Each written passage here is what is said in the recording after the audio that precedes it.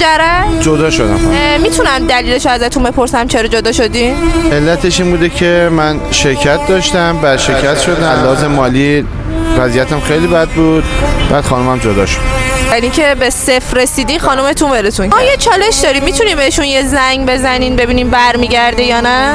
من الان وضعیت مالی من خوب نشده هنوز. خب حالا اگه اوکی نداد من میگم چالش بوده. سلام، خوبی؟ سلام، مرسی. تو خوبی؟ امکان داره به زندگیمون برگردی؟ جدی داری میگی اینو؟ واقعا من وضعیت مالی هنوز صفره. من اشتباه کردم که تو وضعیتت کنار گذاشتم. واقعا ازت معذرت میخوام. من واقعا اوکی هم که برگردم. چه نداری؟ نه اصلا مشکلی ندارم. آینده‌مون رو می‌سازیم. شدم باید تماس میگیرم.